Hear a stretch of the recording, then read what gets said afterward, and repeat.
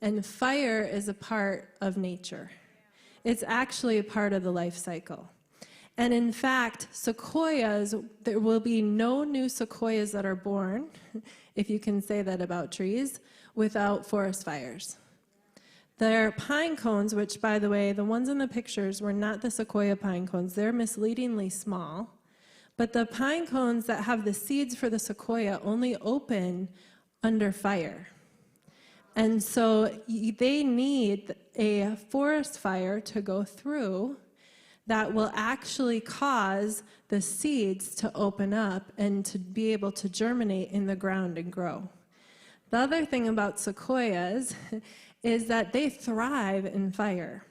You know, we saw all these trees that had marks for sure from fire, but they were towering, they were strong, they were healthy, and sequoias were actually created to thrive in fire. And when a fire comes through, it actually adds nutrients into the ground for them. It clears away some of the other growth and actually creates conditions for new ones to grow and the ones that are there to be able to thrive. Isn't that amazing? So part of the challenge that California is facing, of course, is how do you embrace fire as a part of the natural, healthy cycle and have people, right? Because people don't like fire. It doesn't work so well.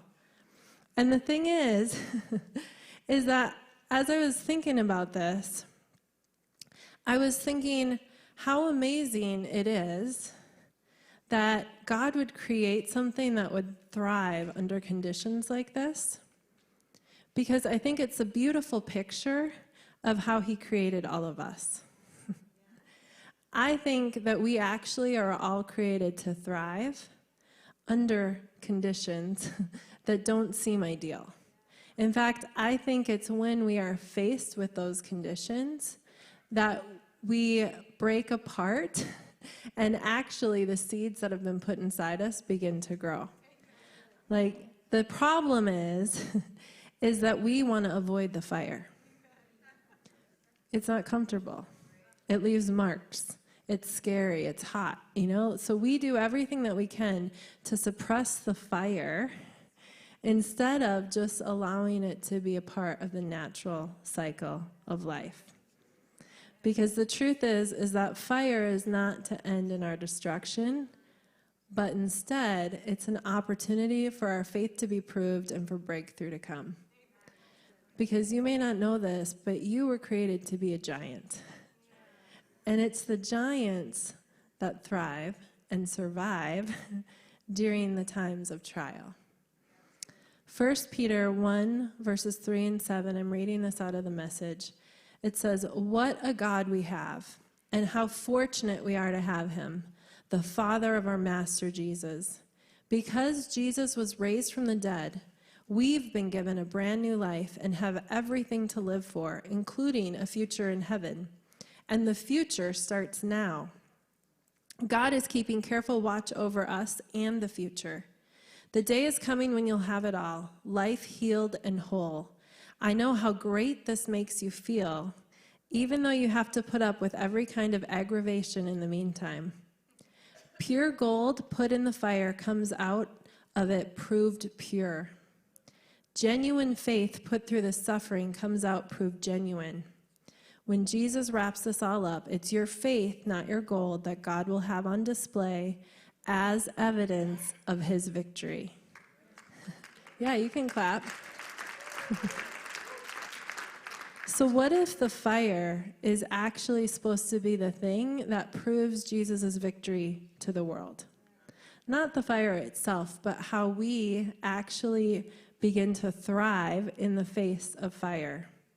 In the New American Standard Version, it says that you've been distressed by various trials. And the word there for trials, the root of it, you know, it can be temptation, it can just be like problems that you're facing, but the root of it is actually a test of your conditioning.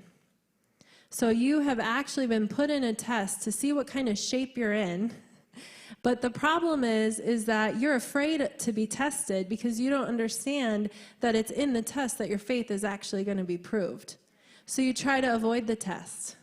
And the Lord is saying, hey, stop avoiding it. Just face it head on, because when you are in this, what's going to happen is that your faith is actually going to be proved. And when your faith is proved, it's going to prove who Jesus is to the entire world. Right? That's like, does that put the trials and struggles of your life in a different perspective? You know, I think of all the things that I've tried to avoid in my life because I don't like pain. You know, I like comfort. I like ease. I like warmth. You know, I don't run towards something that I know is going to be difficult. But when I think about the things in my life where the Lord has, like where I know without a shadow of a doubt that the Lord has done something amazing, it's always been the result of a trial.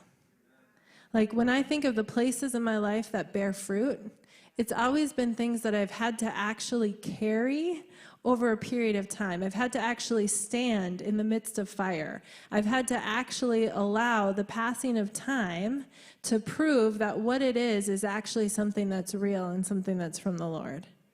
So maybe it's time for us to be excited when we feel like the world is going crazy.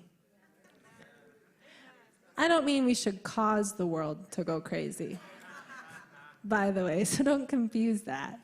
But maybe we shouldn't be threatened by it. Maybe we shouldn't be overwhelmed by it. Maybe instead we should be excited because we know this is an opportunity for us to raise ourselves up as the giants that we're supposed to be and actually prove who Jesus is to the world.